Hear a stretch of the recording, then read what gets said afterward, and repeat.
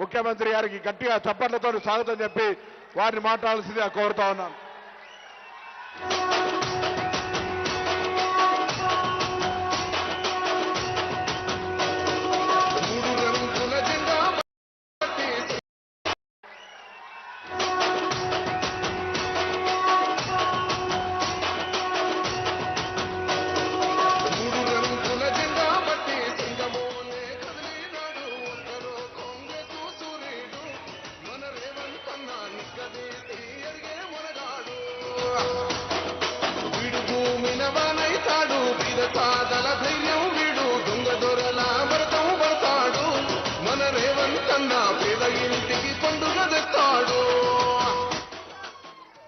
జై కాంగ్రెస్ గట్టిగా జై కాంగ్రెస్. మిత్రులారా,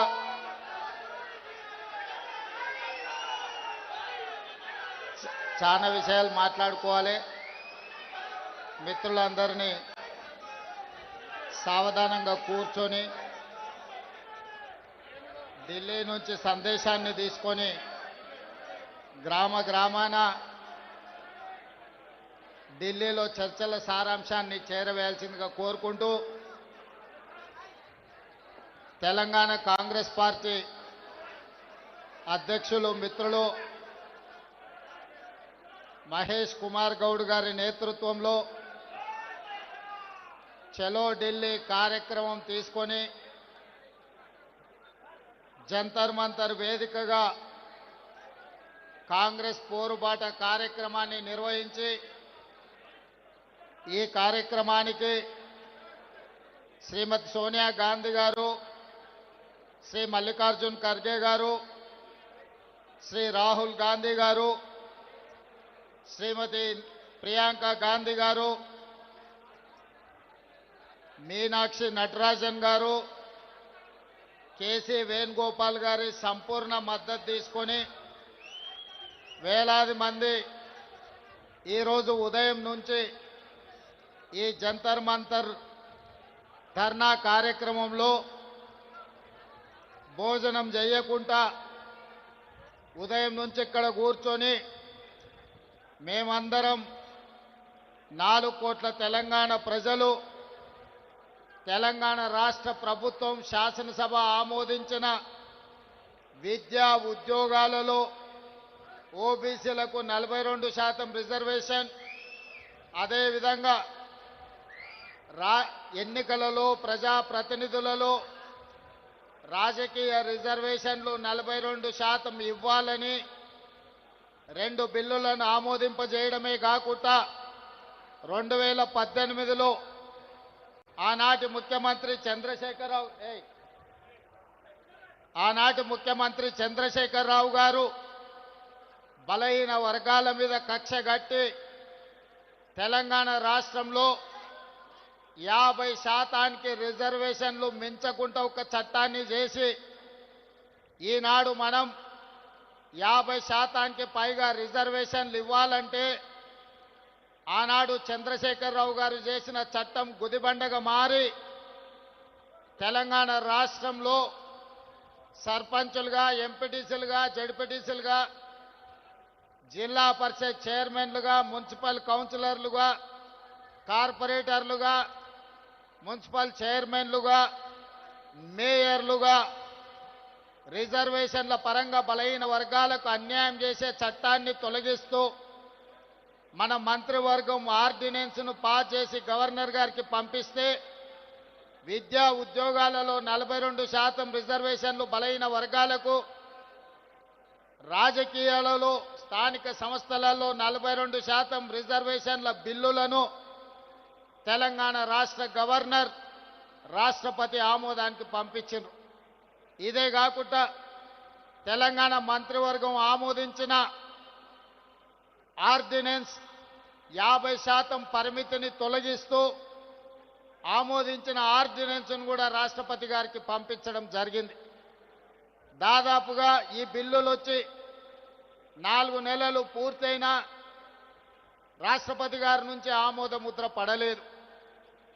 నరేంద్ర మోడీ గారు భారతీయ జనతా పార్టీ ఈ బిల్లులను అడ్డుకొని తెలంగాణ బలహీన వర్గాలకు అన్యాయం చేస్తుంటే ఇక గల్లీలో ఉండలేక ఢిల్లీలోనే తేల్చుకుందాం పదండి, చలో ఢిల్లీ కార్యక్రమాన్ని తీసుకొచ్చి ఈ వేదిక మీద ఉన్న ఉద్దండులే కాదు, తండాలలో, గూడాలలో, మారుమూల పల్లెల్లో కాంగ్రెస్ పార్టీ జెండా మోసిన ఈరోజు బలహీన వర్గాలకు 42% రిజర్వేషన్లు ఇవ్వాలని 42% రిజర్వేషన్లను నరేంద్ర మోడీ గారు మెడలు వంచైనా తీసుకువెళ్తామని చెప్పి వేలాదిగా ఈరోజు జంతర్ మంతర్లో ఈ ధర్నా దీక్షలో కూర్చున్నారు. మిత్రులారా, హైదరాబాదు నగరంలో, తెలంగాణ ప్రాంతంలో ఈ ధర్నా, ఈ దీక్ష చేస్తే కేవలం తెలంగాణ రాష్ట్రంలో ఉన్న రాజకీయ పార్టీల మద్దతు మాత్రమే మనకు ఉంటుంది. కానీ ఈనాడు జంతర్ మంతర్ వేదికగా మనం నిర్వహించిన ఈ నిరసన కార్యక్రమంలో, ఈ ధర్నా కార్యక్రమంలో భారతదేశంలో ప్రాతినిధ్యం వహిస్తున్న దాదాపుగా 100 మంది పార్లమెంట్ సభ్యులు, ఇండియా కూటమిలో ఉన్న కీలకమైన రాజకీయ పార్టీలు, డిఎంకే కావచ్చు, ఎన్సీపీ కావచ్చు, సమాజ్వాదీ పార్టీ కావచ్చు, కమ్యూనిస్టు సోదరులు కావచ్చు, ఇతర ప్రాంతీయ రాజకీయ పార్టీలకు సంబంధించిన పార్లమెంట్ సభ్యులందరూ కూడా ఇక్కడికి వచ్చి ఈ 42% ఓబీసీ రిజర్వేషన్ల పోరాటంలో తెలంగాణ ప్రజలు ఒంటరి కాదు, మేమందరం మీకు అండగా నిలబడ్డామని బీహార్ నుంచి, మహారాష్ట్ర నుంచి, ఉత్తరప్రదేశ్ నుంచి, వివిధ రాష్ట్రాలకు సంబంధించిన రాజకీయ పార్టీలు తమిళనాడు నుంచి కూడా వచ్చి మా రాష్ట్రాల కోట్లాది మంది ప్రజల మద్దతు మీకు ఉంది, మీరు కొట్లాడండి, మీకోసం పార్లమెంటులో నరేంద్ర మోడీని నిలదీస్తామని చెప్పి ఇండియా కూటమికి సంబంధించిన రాజకీయ పార్టీలు, పార్లమెంట్ సభ్యులు ఈరోజు మనకు అండగా నిలబడ్డారు. ఇవాళ 100 మంది పైగా పార్లమెంట్ సభ్యులు, తెలంగాణ మంత్రివర్గం మొత్తము, పార్లమెంట్ సభ్యులు, శాసనమండలి సభ్యులు, శాసన సభ్యులు, వేలాది మంది తెలంగాణ నలుమూలల నుంచి వచ్చిన మిమ్మల్ని చూసిన తర్వాత నాకు 100% సంపూర్ణమైన విశ్వాసం కలిగింది. రాహుల్ గాంధీ కన్యాకుమారి నుంచి కశ్మీర్ వరకు 150 రోజులు మండు టెండల్లో, మంచు కొండల్లో పాదయాత్ర చేస్తూ తండాలలో, గూడాలలో, మారుమూల పల్లెల్లో పేదవాళ్లను కలుస్తూ వాళ్ళ గుండెల్ని తడుతూ వాళ్ళందరి ఆలోచన విని ఈ దేశానికి ఒక మాట ఇచ్చిండు, తెలంగాణ రాష్ట్ర ప్రజలకు ఒక మాట ఇచ్చిండు, తెలంగాణ రాష్ట్ర ప్రజలకు విజ్ఞప్తి చేసిండు.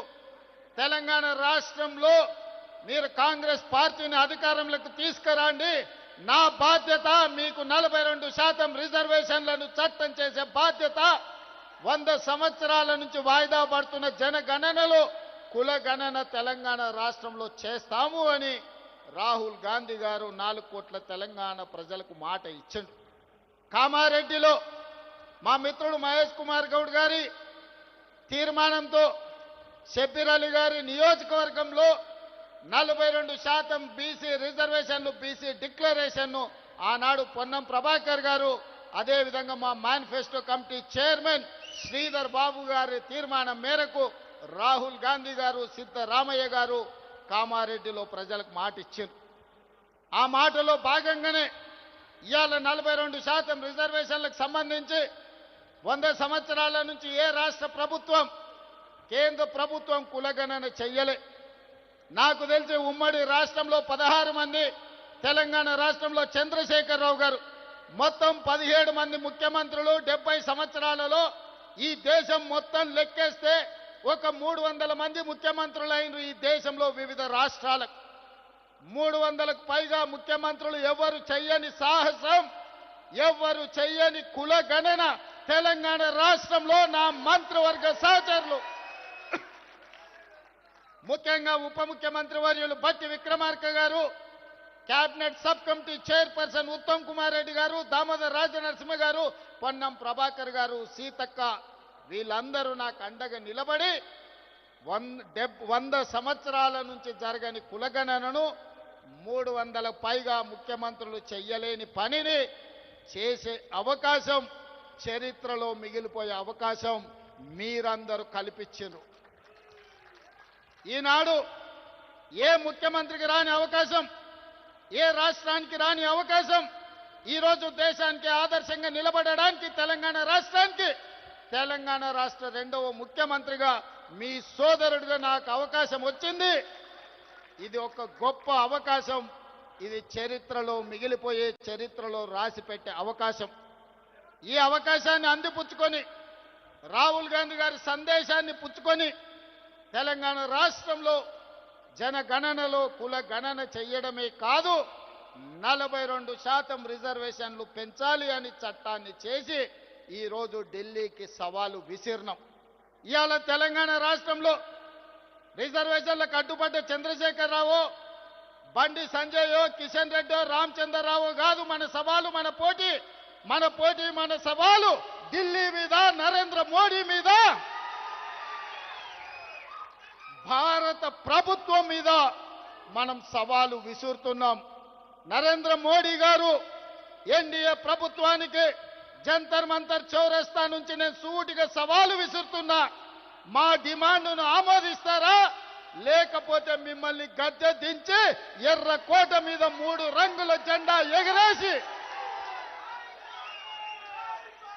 ఎర్రకోట మీద 3 రంగుల జెండాను ఎగరేసి మా నాయకుడు రాహుల్ గాంధీ గారిని దేశ ప్రధానమంత్రిగా చేసి 42% ఓబీసీ రిజర్వేషన్లను సాధించుకునే వరకు ఇక్కడ ఉన్న వాళ్ళు ఎవరు నిద్రపోరన్న మాట నరేంద్ర మోడీ గారికి నేను విజ్ఞప్తి చేస్తున్నా.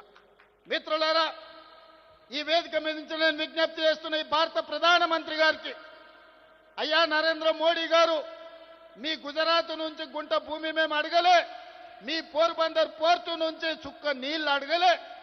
మా తెలంగాణ రాష్ట్రంలో మా గడ్డ మీద మా బలైన వర్గాల సోదరులకు మేము 42% రిజర్వేషన్లు ఇచ్చుకుంటామంటే మీ గుజరాత్ వాళ్ళకు వచ్చిన కడుపు మంటేందని నేను అడగదలుచుకున్నా.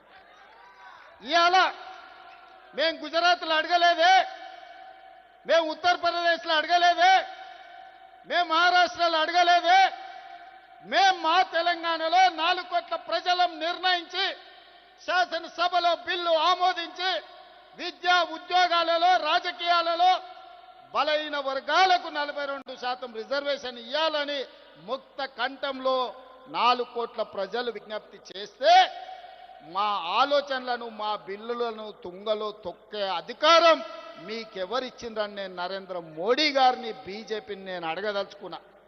ఇవాళ నరేంద్ర మోడీ గారు మన బద్ధ శత్రు, మన బలైన వర్గాలకు న్యాయం చెయ్యాలన్న ఆలోచన ఆయనకు లేదు.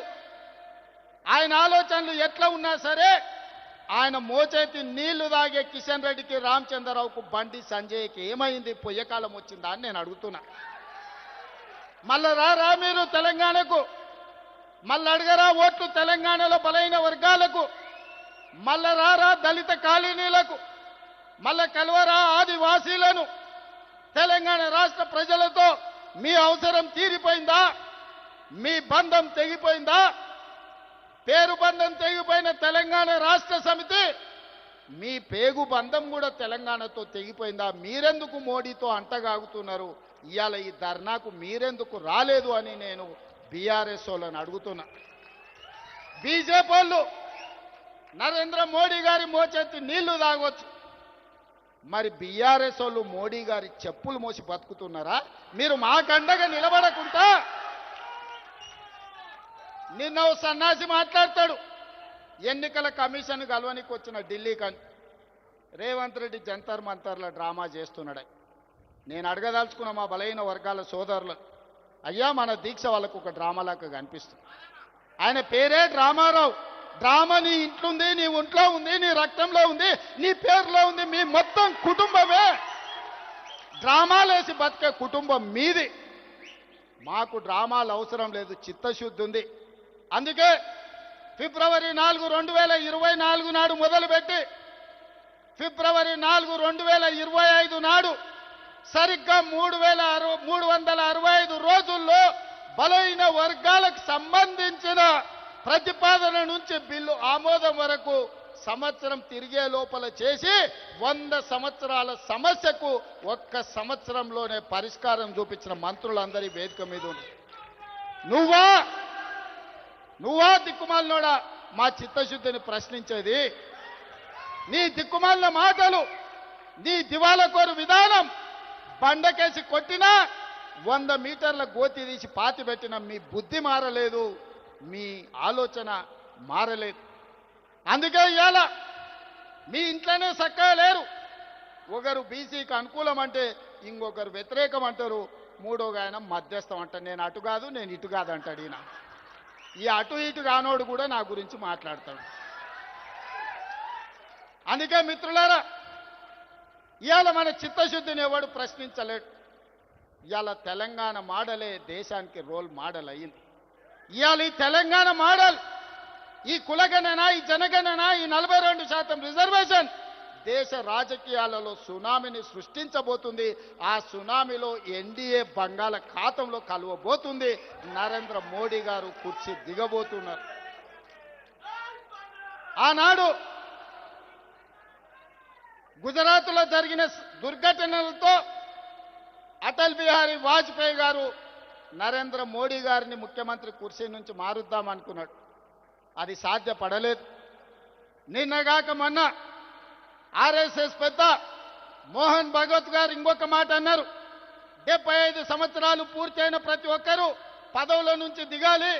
మేము లాల్ కృష్ణ అద్వానీని, మురళీ మనోహర్ జోషి గారిని 75 సంవత్సరాల నిబంధన పెట్టి వాళ్ళని ప్రధానమంత్రులను చేయలేదు. కాబట్టి నరేంద్ర మోడీ గారు కూడా రేపు సెప్టెంబర్ 17కు 75 ఏళ్ళు పూర్తవుతున్నాయి, వారు ప్రధానమంత్రి పదవి నుంచి దిగాలి అని వారు చెప్పారు. కానీ నరేంద్ర మోడీ గారి పరమ భక్తుడు నిశికాంత్ దూబే గారు ఒక మాట చెప్పారు. నరేంద్ర మోడీ గారు కుర్చీ దిగరు, 2029లో కూడా ఆయననే ఎన్నికల్లో ప్రధానమంత్రి అభ్యర్థిగా ఉంటాడని.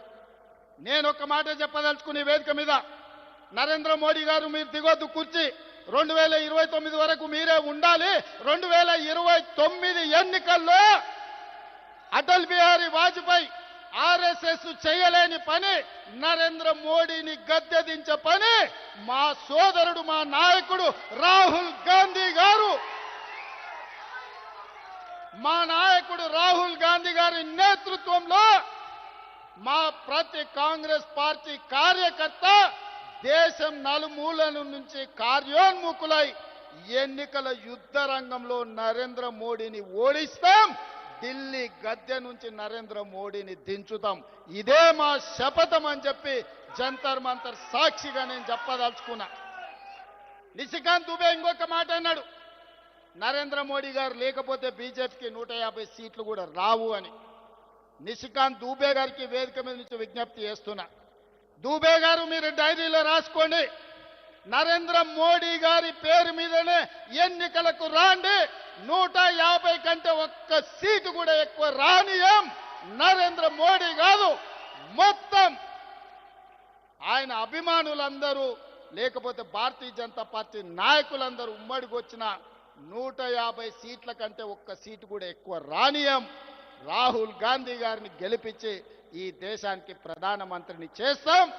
ఇవాళ రాకపోతే మోడీ గారు మీకున్న మార్గం ఒక్కటే, అయితే మా బిల్లులు ఆమోదించండి, మా బలహీన వర్గాలకు 42% రిజర్వేషన్లు ఇవ్వండి. గద్దె మీద ఉంటే 42% ఇవ్వాల్సిందే. నువ్వు 42% ఇవ్వకపోతే గద్దె మీద నుంచి మేము దించుతాం, 42% రిజర్వేషన్ సాధించుకుంటాం. మీరు తెలంగాణ శక్తిని, తెలంగాణ ప్రజల పోరాట స్ఫూర్తిని తక్కువగా అంచనా వేస్తున్నారు. నరేంద్ర మోడీ గారు, బీజేపీ నాయకులారా, ఆనాడు ఇందిరాగాంధీ ఎస్సీ ఎస్టీల రిజర్వేషన్లను బలంగా అమలు చేసింది. ఎస్సీ ఎస్టీ సోదరులకు ఇండ్లు లేని వాళ్ళకి ఇండ్లు ఇచ్చింది, ఇంటి స్థలాలు లేని వాళ్ళకి ఇంటి స్థలం ఇచ్చింది, ఇల్లు కట్టుకోవడానికి ఇందిరమ్మ ఇల్లు ఇచ్చింది, భూమి లేని వాళ్ళకు భూమి ఇచ్చింది, దున్నేవాడికే భూమి హక్కు అన్న నక్సలైట్ల నినాదాన్ని లక్షలాది ఎకరాల భూములు దళితులకు అసైన్మెంట్ పట్టాల పేరు మీద భూములు ఇచ్చింది. అడవుల్లో బతికే మా ఆదివాసీ సోదరులకు పోడు భూముల పట్టాలు ఇచ్చి 25 లక్షల ఎకరాల భూములు దళితులకు ఇచ్చింది, 10 లక్షల ఎకరాల భూములు గిరిజనులకు, ఆదివాసులకు, మా లంబాడి సోదరులకు ఇవాళ రిజర్వేషన్లు ఇచ్చింది. ఇవే కాదు, డాక్టర్లుగా, లాయర్లుగా, ఇంజనీర్లుగా, ఐఏఎస్లుగా, ఐపీఎస్లుగా, ఐఎఫ్ఎస్లుగా ఈరోజు రాజ్యాధికారాన్ని నడుపుతున్నారంటే సిఎల్పి నాయకుడిగా బట్టి విక్రమార్క గారు అసెంబ్లీలో కేసీఆర్తో కొట్లాడిందంటే ఇందిరమ్మ నాడు దళితుల పట్ల, గిరిజనుల పట్ల తీసుకున్న నిర్ణయాలు ఇవాళ డాక్టర్ మల్లు రవి గారు డాక్టర్ అయినరు, బట్టి విక్రమార్క గారు ఉప ముఖ్యమంత్రి అయినరు, మా దామన్న ఉమ్మడి రాష్ట్రానికి ఉప ముఖ్యమంత్రిగా పనిచేసిండు. ఈరోజు మెడికల్ అండ్ హెల్త్ డిపార్ట్మెంటుని సమర్థవంతంగా నిర్వహిస్తుండు. ఆ విధంగా ఇందిరాగాంధీ గారు దళితుల, గిరిజనుల గుండెల్లో, ఆదివాసీ లంబాడి తాండాలలో ఒక దేవతా మూర్తిగా ఈరోజు వాళ్ళ ఇండ్లల్లా గుర్తుంది. వాళ్ళ తల్లిదండ్రులతో పాటు ఇందిరాగాంధీ గారు ఫోటోను పెట్టుకొని ఇవాళ ఎస్సీ ఎస్టీలు ఇందిరమ్మను పూజిస్తారు. ఇందిరమ్మ, అమ్మ అనే పదంలో ఉన్న మధురం, అమ్మ అనే పదంలో ఉన్న అనుబంధం. ఇందిరమ్మ మన కన్న తల్లి కాకపోవచ్చు, సొంత తల్లి కంటే ఎక్కువ ఆదివాసులను, గిరిజనులను, దళితులను చూసుకున్నది కాబట్టి ఇందిరాగాంధీ, ఇందిరమ్మ ఈ దేశానికి నాయకత్వం వహించింది. ఆమె పుత్రుడు రాజీవ్ గాంధీ ఆనాడు ఈ దేశంలో కంప్యూటర్ను ప్రవేశపెట్టిండు. ఆయన మిత్రుడు శామ్ పిట్రోడా టెలికాం టెక్నాలజీని ప్రవేశపెట్టిండు. ఆనాడు ప్రధానమంత్రిగా రాజీవ్ గాంధీ, ఐటీ టెలికాం మినిస్టర్గా శామ్ పిట్రోడా ఈ దేశంలో కంప్యూటర్ని, టెలికాం వ్యవస్థని అందిస్తే రెడ్డిలు, చౌదరులు, నాయుడులు, రావులు ఈరోజు కంప్యూటర్ సంస్థలకి యజమానులై అమెరికాలో సిలికాన్ వ్యాలీని శాసించి అమెరికా ఆర్థిక వ్యవస్థనే గుప్పిట్లో పట్టుకోగలిగిన గొప్ప మేధావులుగా ఆనాడు రాజీవ్ గాంధీ ఇచ్చిన కంప్యూటర్, ఐటీ టెక్నాలజీ విప్లవమే, కంప్యూటర్ విప్లవమే, ఐటీ టెక్నాలజీ విప్లవమే ఈరోజు అమెరికా కాదు ప్రపంచ దేశాలను ఓ రెడ్డి, ఓ చౌదరి, ఓ నాయుడు, ఓ రావు శాసిస్తున్నాడు అని అంటే దానికి మన నాయకుడు రాజీవ్ గాంధీ చేసిన పునాదులే ఐటీ విప్లవం, అదేవిధంగా కంప్యూటర్ విప్లవం. ఆనాడు ఇందిరాగాంధీ, ఆ తర్వాత రాజీవ్ గాంధీ విధానాలలో మా బలైన వర్గాలకు సంపూర్ణమైన న్యాయం జరగలేదని మా నాయకుడు రాహుల్ గాంధీ గారు గుర్తించాడు. అందుకే ఇవాళ వాళ్ళ వారసుడుగా, వాళ్ళ త్యాగాల పునాదుల మీద ఈ దేశానికి నాయకత్వం వహిస్తున్న రాహుల్ గాంధీ గారు ఇవాళ కులగణన చెయ్యాలి, ఓబీసీ రిజర్వేషన్లు చెయ్యాలని కంకణ బద్దుడై ఈరోజు రాహుల్ గాంధీ గారు బయలుదేరింది. అందుకే ఈనాడు దేశం నలుమూలల ఇది ఎజెండాగా మారింది. దానికి తెలంగాణ రాష్ట్రమే ఆదర్శంగా నిలబడింది. రాహుల్ గాంధీ గారి మాట శిలాశాసనం. ఈ శిలాశాసనాన్ని ముందుకు తీసుకెళ్లే బాధ్యత నాది, నా మంత్రివర్గ సహచరులు. ఎవరైనా సరే, ఎంత గొప్పోడైనా, ఎంత పెద్దోడైనా, ఏ పదవిలో ఉన్నా సరే రాహుల్ గాంధీ గారి శిలాశాసనానికి ఎదురొస్తే వాళ్ళ పాలిట మరణ శాసనం తెలంగాణ రాష్ట్రం రాయబోతుంది. రాహుల్ గాంధీ గారి సందేశమే దేశం నలుమూలలకు చేరవేయడానికి ఈరోజు జంతర్ మంతర్కు వచ్చినాం సోదరులారా. ఇవాళ ఒక గొప్ప లక్ష్యంతో, ఒక గొప్ప విజయాన్ని సాధించడానికి అవసరమైన పోరాటాలు, త్యాగాల కోసం సిద్ధమయ్యే తెలంగాణ కదిలి వచ్చి జంతర్ మంతర్లు దీక్షలు కూర్చున్నది. మోడీ గారు ఇప్పటికైనా ఆలోచన చేయండి, కుట్రలు కుతంత్రాలు మానండి. మా తెలంగాణ రాష్ట్రంలో విద్యా ఉద్యోగాలలో 42% రిజర్వేషన్, రాజకీయాలలో స్థానిక సంస్థల్లో 42% రిజర్వేషన్ బిల్లులు రాష్ట్రపతి గారి దగ్గర ఉన్నాయి. తక్షణమే ఆమోదించండి. అదేవిధంగా చంద్రశేఖరరావు పెట్టిన నిబంధన 50% మించి రిజర్వేషన్లు ఇవ్వద్దు అని 2018లో పంచాయతీరాజ్ చట్టం ఏదైతే చేసిండో ఆ చట్టాన్ని చించి చెత్త బుట్టలో వేయడానికి మేము ఆర్డినెన్స్ తీసుకొచ్చినాం. దానికి కూడా మీరు ఆమోదించండి. లేకపోతే ఇంకా ఢిల్లీ వచ్చేది లేదు. మా గల్లీకి వస్తావు కదా, అక్కడనే పట్టుకుంటాం. పెద్దోళ్ళు చెప్పారు, మియా కా దౌడ్ మస్జిద్ తక్ అని. कहीं पर भी मिले ना मिले, मियाँ तो मिलेगा मस्जिद में, तब पकड़ लेंगे मियाँ को. जिस दिन तेलंगाना पे आप हाजिर होगा ना, मोदी जी याद रखो 4 करोड़ तेलंगाना जनता तैयार है. लाल किले कोटे में तिरंगा झंडा लहराएंगे, आपको कुर्सी से उतारेंगे. वही कुर्सी में हमारे नेता, हमारे भाई राहुल गांधी को प्रधानमंत्री बना देके उस कुर्सी में बिठा देंगे, तब हमारा कामयाबी आप देखना पड़ेगा। आज भाई बहनों, तेलंगाना वासियों, हम लोग महेश गौड़ जी के नेतृत्व में मीनाक्षी नटराजन के सुझाव में आज जंतर मंतर में हाजिर हो गए। बड़ा मकसद लेकर, बड़ी उम्मीद लेकर हम लोग दिल्ली आए। हम लोग इसीलिए दिल्ली आए, तेलंगाना राज्य सरकार ने यह तय किए एजुकेशन एम्प्लॉयमेंट में ओबीसी के लिए 42% रिजर्वेशन, पॉलिटिकल रिजर्वेशन इन लोकल बॉडीज 42%, 2 बिल बना दिए। हम लोग गवर्नर साहब को हम भेज दिए, गवर्नर साहब ने राष्ट्रपति जी को भेज दिए वो 2 बिल। और तीसरे ऑर्डिनेंस चंद्रशेखर राव ने ओबीसी के खिलाफ है, वो इसीलिए ये कानून बनाया तेलंगाना में, पंचायत राज एक्ट बनाया, 50% गुना से ज्यादा रिजर्वेशन नहीं देना किसी को, एससी हो, एसटी हो, ओबीसी हो, कोई भी हो, महिला हो, 50% से ज्यादा रिजर्वेशन नहीं देना, ये कानून बनाया 2018 में। हम लोग ओबीसी रिजर्वेशन बढ़ाने के लिए जो केसीआर ने कानून बनाया उसको हटा दे के, फाड़ दे के हम ऑर्डिनेंस बनाए, वो ऑर्डिनेंस भी राष्ट्रपति मैडम के ने अभी पेंडिंग पड़ा हुआ है। इसीलिए सड़क से लेकर संसद तक लड़ने के लिए हम तय कर लिए।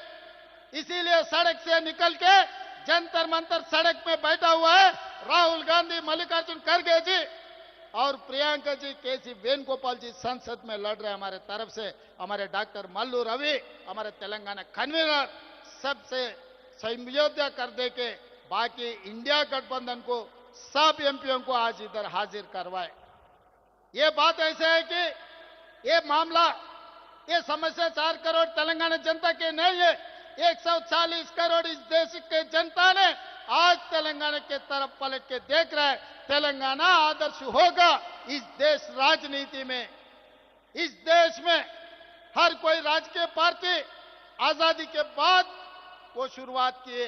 इस देश में एक ही पार्टी, ऐसे पार्टी है आजाद से पहले 140 साल पहले इस देश जनता के लिए जन्म लिया। हम लोग ने इस देश को आजादी दिलवाए, हम लोग ने इस देश को संविधान दिए, हम लोग इस देश को रिजर्वेशन ओबीसी, एससी, एसटी से लेकर सबको रिजर्वेशन दिए। हम लोग ने इस देश को तिरंगा झंडा दिए, हम लोग ने इस देश को जनगण मन हम लोग ने दिए। सब सारे इस देश को जो भी दिए कांग्रेस पार्टी ने दिए। हमारे भाई पीछे से बोल रहा है 70 साल का तेलंगाना सपना कांग्रेस पार्टी श्रीमती सोनिया गांधी जी ने दिए। जब इस देश की जनता किसी चीज के लिए लड़ने का जरूरी नहीं है, वो जनता के लिए कांग्रेस पार्टी लड़ेगी, कांग्रेस पार्टी मरेगी। कांग्रेस के नेता शहीद होकर गांधी जी से लेकर इंदिरा जी, राजीव गांधी जी इस देश के लिए शहीद होकर एक देश को, मजबूत देश को गांधी परिवार ने बनाया। इसीलिए वही गांधी परिवार के वारिस राहुल गांधी जी ने ये वादा किया इस देश को आने वाले दिनों में जाति गणना कांग्रेस पार्टी लागू करने वाले हैं, ओबीसी रिजर्वेशन बढ़ाने वाले हैं। इसीलिए आज हम लोग इधर आए। बीजेपी वाले ये सोच रहे मोदी जी का परम भक्त निशिकांत दुबे जी ने कुछ कहा 4 दिन पहले, आने वाले चुनाव में मोदी जी के नेतृत्व में अगर नहीं है तो भारतीय जनता पार्टी को 150 सीट से ज्यादा सीट नहीं मिलने वाले, क्योंकि मोहन भगवत जी ने यह कहा 75 इयर्स कानून लगाए बीजेपी में, अडवाणी जी को, मुरली मनोहर जोशी जी को हम हटाए, मोदी जी भी हटना है उनका 75 इयर्स होने के बाद। तो कुर्सी छोड़ने के लिए मोदी जी, उनके परम भक्त तैयार नहीं है। 2002 में भी अटल जी ने कोशिश की है मोदी जी को मुख्यमंत्री कुर्सी से हटाने के लिए, उस दिन भी अटल जी का बात नहीं सुने। आज मोहन भगवत की बात भी मोदी जी नहीं सुनने वाले हमको पता है। हम भी यही सवाल करना चाहते हैं, मोदी जी आप हटना नहीं, वो कुर्सी में बैठना। आने वाले लोकतंत्र, आने वाले लोकसभा चुनाव में राहुल जी के नेतृत्व में मोदी जी को हरा देंगे। 150 से 1 सीट भी बीजेपी को नहीं आने देंगे। लाल किला पे तिरंगा झंडा लहराएंगे, राहुल गांधी जी को प्रधानमंत्री बना देंगे। तब तक हमारे तेलंगाना की जनता, 4 करोड़ जनता, सब लोग तैयार है, हाजिर है मोदी जी को हराने के लिए, ओबीसी एजेंडा लेकर देश पर आग लगाने के लिए। आप सब लोग तैयार है? अंदर सिद्धमेना? మోడీ ఓడిద్దామా? మోడీని ఓడిద్దామా? మోడీని ఓడిద్దామా? మోడీని ఓడిద్దామా? మీరందరూ సిద్ధమేనా? రాహుల్ గాంధీని ప్రధానమంత్రిని చేద్దామా? రాహుల్ గాంధీని ప్రధానమంత్రిని చేద్దామా? జై కాంగ్రెస్, జై జై కాంగ్రెస్. ధన్యవాదాలు మిత్రులారా.